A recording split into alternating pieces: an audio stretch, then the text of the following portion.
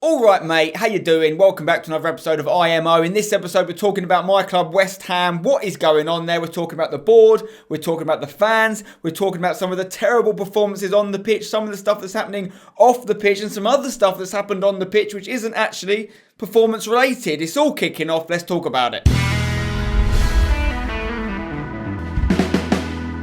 Okay, right. First thing to say is West Ham are not looking good. We kind of started to get some good results together around Christmas, pulled ourselves away from the relegation battle a little bit. David Moyes was starting to look comfortable. A bad January transfer window has set us off on a terrible decline. Now, I've already touched on that in the January transfer roundup video, but that started this kind of period of animosity building around the club again. The board didn't spend any money. They didn't seem to care. They didn't seem to try hard enough to keep us in the league, and not only just keep us in the league, but also build and improve us, which was the whole point of moving stadium, right? So that created a little bit of a bad atmosphere, coupled with some really poor results over the last few weeks. It is not looking good. We've lost our last 3 games by 3 goals. 4-1 to Liverpool, 4-1 to Swansea, 3-0 to Burnley. Unacceptable. The Swansea one was the one that really hurt against another relegation rival, and we've got some big games coming up that could decide our fate, or will decide our fate in the league. Right now, I'm not sure we're going to stay up. And people have been saying it from day one. West Ham playing in the Championship with that stadium will be a joke,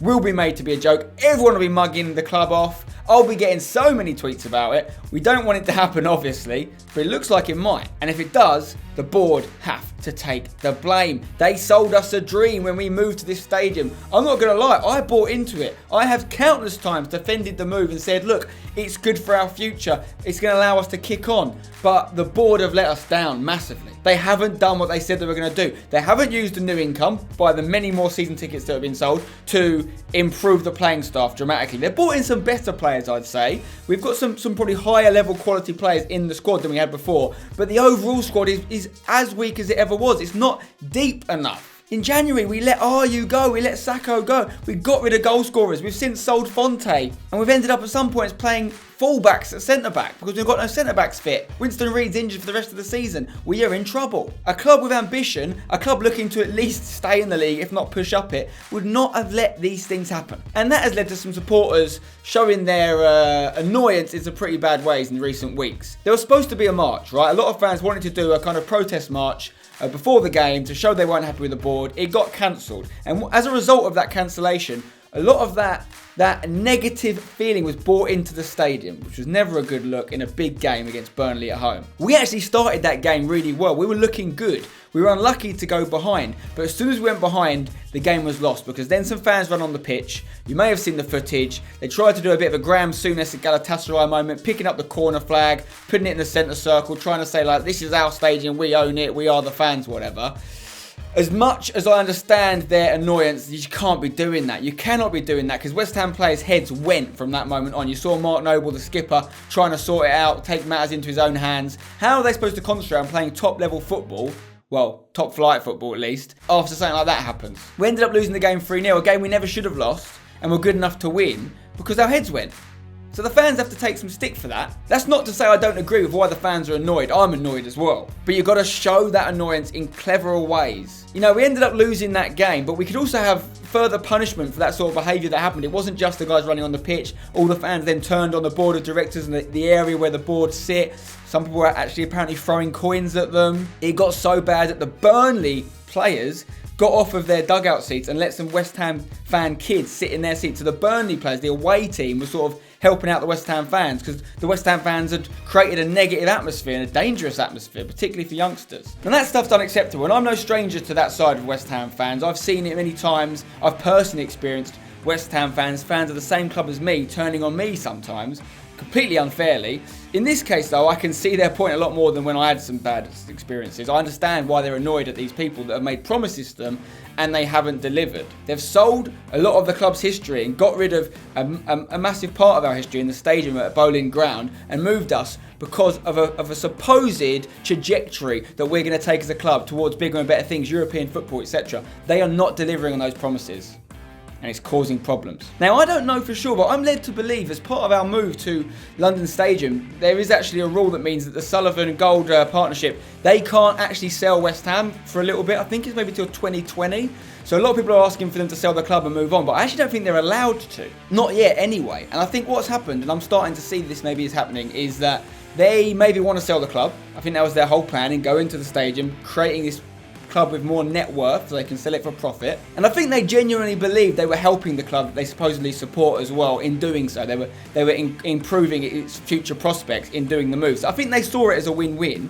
However, because they can't sell the club yet, they're trying to, I think, spend as little money as possible. We've seen these transfer windows go by where there's sometimes net profit over the transfer window, which is unacceptable when you consider the amount of money that's coming into Premier League clubs now just for being in the Premier League, and the amount of money that other clubs, even in and around our part of the league, not even the top clubs, are spending. We're not matching it. I think they're trying to keep the bank balance as tidy as possible so that when they do eventually sell in a couple of years, when they're allowed to sell, they make more money. That's what I think is happening. I think that's pretty clear to see now, and it is not okay. These people running clubs as businesses do not get it. That's not the point, guys. People are spending their hard-earned money to watch games, to go to games, to buy kits, etc., because they love the sport, not because they want a bank balance to be profitable. They don't care. As long as the club is safe and secure and can keep in business, they just want to see a team that entertains them, that wins games. I do think what the fans did was unacceptable, and I do think it's going to further attract more criticism to West Ham. We're a club that a lot of people don't like, and this isn't going to help things at all. But I also think it shows just how angry a lot of the fans are, and now it cannot be ignored. It's a serious, serious issue. Whether we have to end up playing games behind closed doors, that would be a real shame. You know, someone who has a season ticket,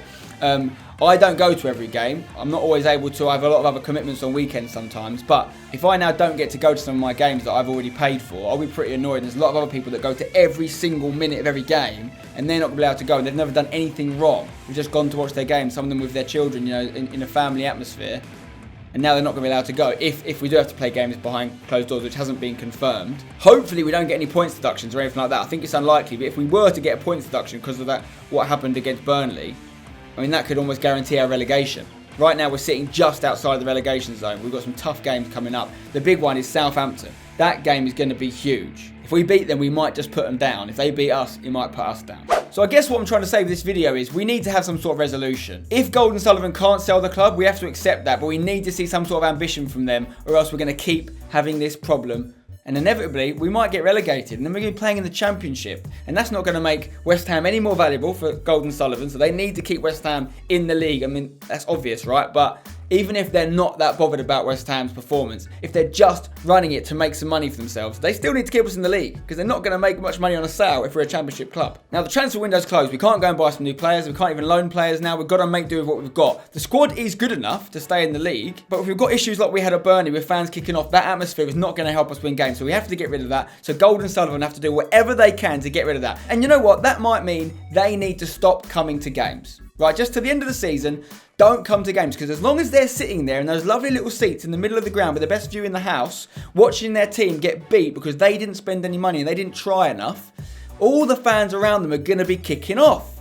And I can't really blame them. I hope it happens outside the stadium in a peaceful way and doesn't affect on-pitch performances, but it could. It could keep happening, and there could be serious repercussions for West Ham, because Gold & Sullivan can't put their mistakes right really until the summer now. So we need to hope and pray we stay in the league, and then it's a big ask, and I don't think it's going to happen, but they need to spend some money in the summer transfer window. But we need to get there first. If we go down, everything goes back to the drawing board. We're going to lose a lot of good players. We're going to lose a lot of income. It's going to be a nightmare scenario. So I'd suggest maybe Gold & Sullivan stop coming to games. Just don't give so many West Ham fans something to be angry at in the ground. Just seeing their face is going to annoy them right now. I must say, I'm talking about a minority of West Ham fans. Most people, as annoyed as they are, and I'm one of them, will still go and enjoy the game and watch it as a respectful fan and try and do whatever we can to help our team win on the pitch. But we have got an angry minority. I understand why they're angry. I don't agree with the way that they put across that anger. I think there's better ways to do it, but at least I can see their point in this scenario. But we need to get rid of that negative image around West Ham. We need to tidy things up on the pitch and off the pitch. It needs to start from the top.